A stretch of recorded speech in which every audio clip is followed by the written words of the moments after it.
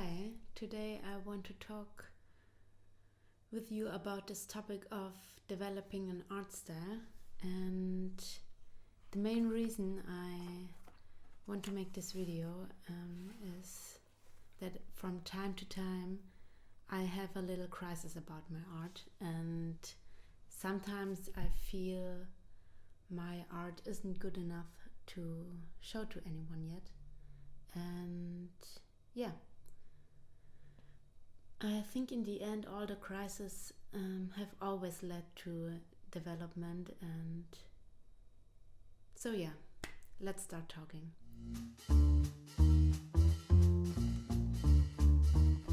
So first of all, I think the most important thing I did or still do is just draw something every day, even if it's just a few small fun drawings. And sometimes it helps me to force myself to draw something, sometimes not. So don't be disappointed in yourself if you are uncreative for days or weeks. I think that's totally fine and normal. And the second most important thing I learned over time was to find my own taste and passions outside of drawing. So your style is about you and your taste, and please don't commit to one style. Try different things. That's what helped me, at least in the beginning. And yeah, so it's mainly about you and your taste. So just discover what you really love outside of drawing. Like for me, I love baking and cooking.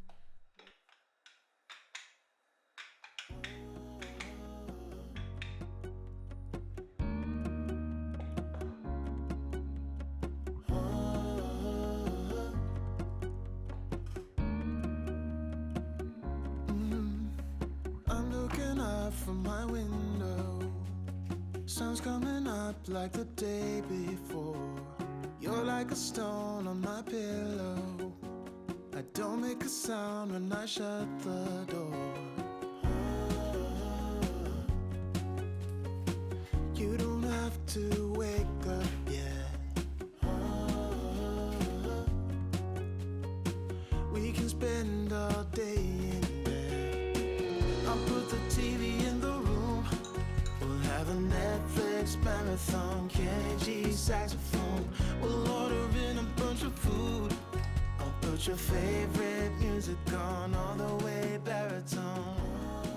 Yeah. Shut the lights, go infrared.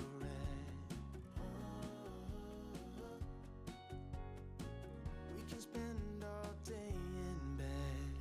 And I also love old vintage things and browsing around antique shops or flea markets. And I love watching movies and listening to music and so on. So there is always a lot that distracts me. But yeah, it helped me a lot to simply collect all those things I love for myself in my head. And by doing that, I always remember so many beautiful memories of my childhood, like baking with my grandma, and yeah, I still enjoy eating the dough and the leftover melted chocolate, and yeah, I love dipping sliced apples in it. And I also remember the early mornings and the weekends when my dad and I went mushroom hunting in the forest, and afterwards I cooked a delicious mushroom pan with my mom in the kitchen for the whole family. And yes, I still love many of the things I loved back then, and I always try to incorporate all those things in my art. And I think this is what your art makes it more personal and emotional to yourself and to others. Another important part is to stay inspired, and that's sometimes so hard for me.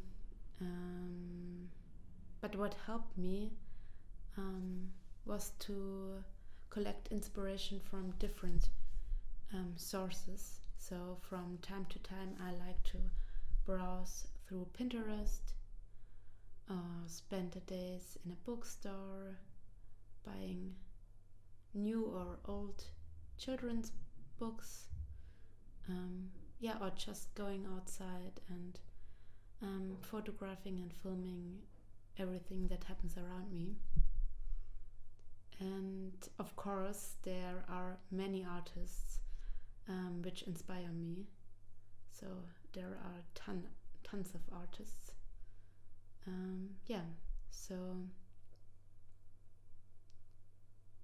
Another important thing is to just have fun while creating. I've already experienced a few times in the past that I've lost the joy of drawing, and mostly only for one reason, because I put myself under too much pressure. So to find your own style, you often have to know who you are as a person and embrace that. I think it sounds a bit cheesy, but yeah, being an artist is a way of life. So the more you make art part of your daily life and your personality part of your art, the more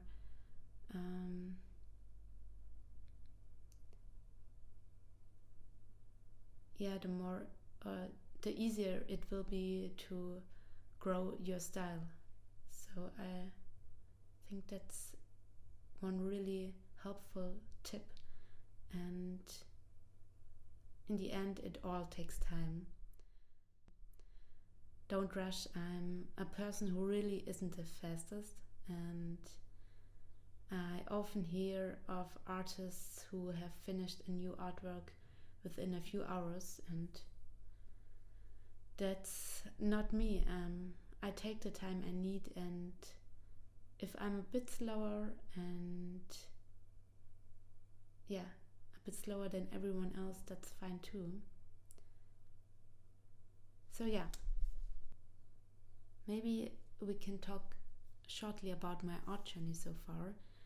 I think I already mentioned some parts of it in my last Q&A video.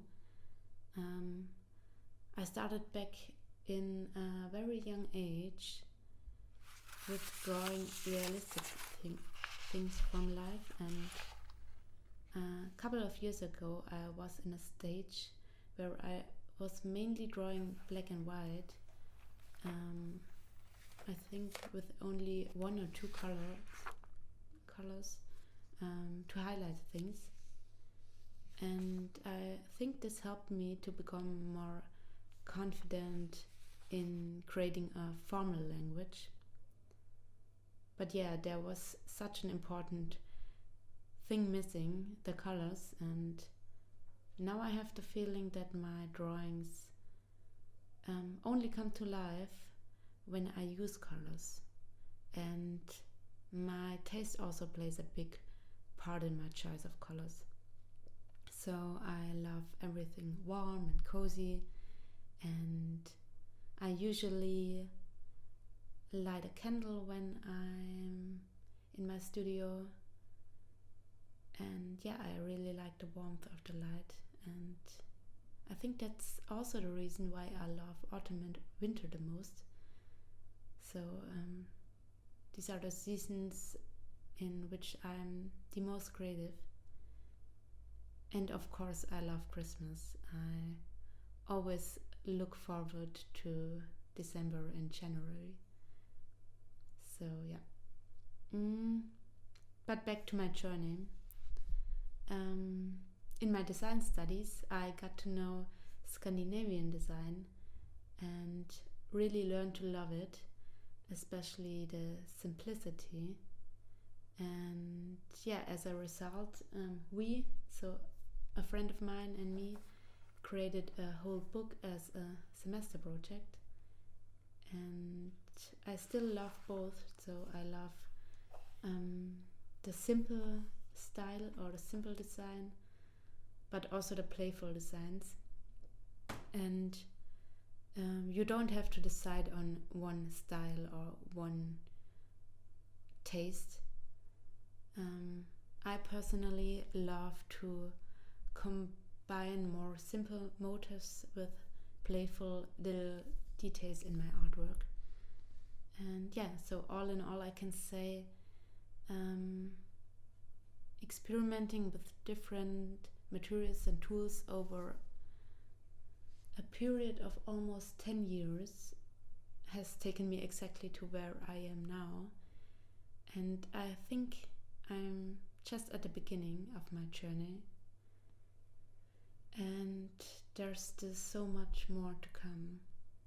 And hopefully in a few years I will watch the video and think, wow, I've grown a lot. Yeah. So I'm just wondering if there are any more tips I can give. But what helps me is simply being honest with myself, and please don't hide your personality and show it in your art.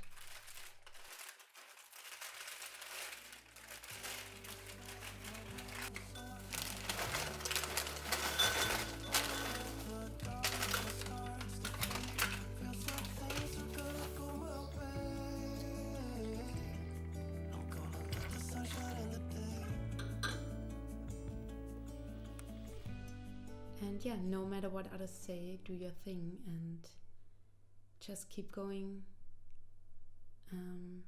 I think persistence is a very, very important quality in the art business.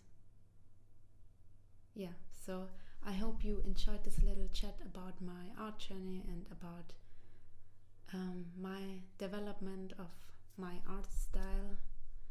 So yeah, I keep you updated, and I also would love to hear about your journey so far, or maybe you have some tips for other artists or also for me, how to grow your style, how to grow your art business. So yeah, please let me know, and see you